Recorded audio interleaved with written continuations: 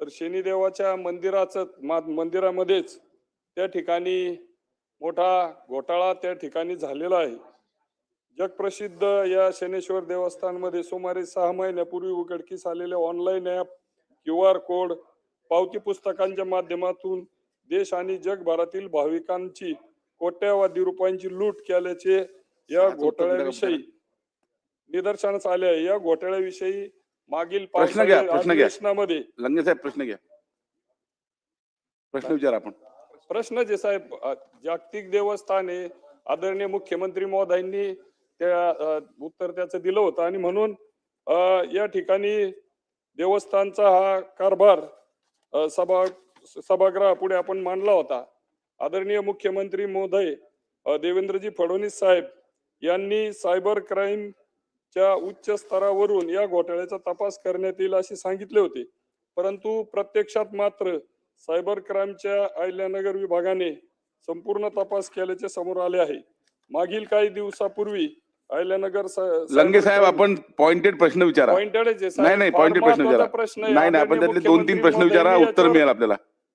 तर माझी मागणी अशी आहे साहेब की पावसाळी अधिवेशनामध्ये विचारलेल्या प्रश्नाला आदरणीय मुख्यमंत्री महोदयांनी आपल्या संपूर्ण सभागृह समोर जवळजवळ 12 ते 15 मिनिटं त्या ठिकाणी संपूर्ण या देवस्थानचा भोंगळा कारभार आपल्या समोर मांडला होता, परंतु म्हणावी अशी प्रगती या तपासात दिसून येत नाही आणि आपल्या हिवाळी अधिवेशनापूर्वी जुजबी कारवाई या ठिकाणी 2 त्या कर्मचाऱ्यांवरती केली गेली।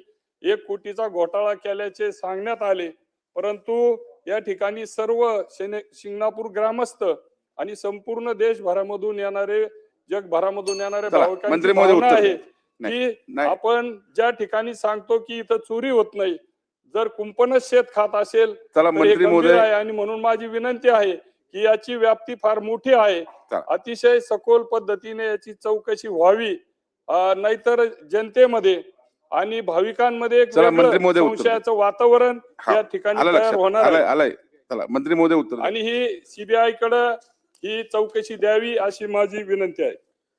सन्मान्य सदस्य विठ्ठलजी लंगे यांनी उपस्थित केलेल्या लक्षवेधीच्या अनुषंगानं अहिल्यानगर जिल्ह्यातील शनेश्वर देवस्थान या देवस्थानाने सर्वप्रथम शेमारू या कंपनीला 2018 पासून शनिदेवांचे लाईव्ह दर्शन देण्याची परवानगी त्या ठिकाणी देण्यात आली।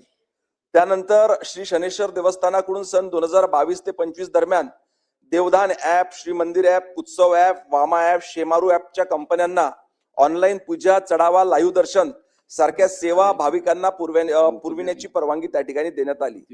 यानंतर 24/9/2022 रोजी देवस्थानच्या विश्वस्त मंडळाचे बैठकीमध्ये ऑनलाईन पूजा सर्व्हिसेस देणाऱ्या एजन्सीला परवानगी देण्याचे अधिकार हे देवस्थानच्या कार्यकारी अधिकारी व उपकार्यकारी अधिकारी यांना देण्यात आला होता। त्याच्यानंतर या ठिकाणी कार्यरत असलेले सन्माननीय उप कार्यकारी अधिकारी नितीन शेटे, कर्मचारी संजय पवार, सचिन शेटे यांनी या सर्व प्रकरणामध्ये अपहार केल्याचा त्या ठिकाणी दिसून आला। त्याच्यामुळे आरोपी संजय पवार व सचिन शेटे यांना 37,15,000 रुपये, त्याच पद्धतीने 32,05,000 रुपये इतक्या रकमेचा अपहार व फसवणूक केल्याचं त्या ठिकाणी माहिती मिळाली, म्हणून दोन्ही आरोपींना अटक करण्यात आली। सदर आरोपी 8 डिसेंबर 2025 पासून न्यायालयीन कोठडीमध्ये आहे। गुन्ह्याची परवानगी विना परवानगी ऍप धारक ऑनलाईन पूजा व चढाव उतारा जक्कम केली रक्कम ही शनी शिंगणापूर देवस्थानच्या बँक खात्यात वर्ग न करता परस्पर ज्या आरोपींना अटक करण्यात आली त्यांनी स्वतःकडे ठेवण्यात आली होती। याबद्दलची तक्रार प्राप्त झाल्यानंतर माननीय मुख्यमंत्री महोदयांच्या निर्देशानुसार अप्पर पोलीस महासंचालक महाराष्ट्र सायबर यांच्या निरीक्षणाखाली पुढचा तपास चालू आहे। हा तपास तातडीनं करण्याच्या सूचना त्या ठिकाणी देण्यात येईल आणि लवकरात लवकर पुढची कारवाई त्या ठिकाणी करण्यात येईल। पुढे जाऊया।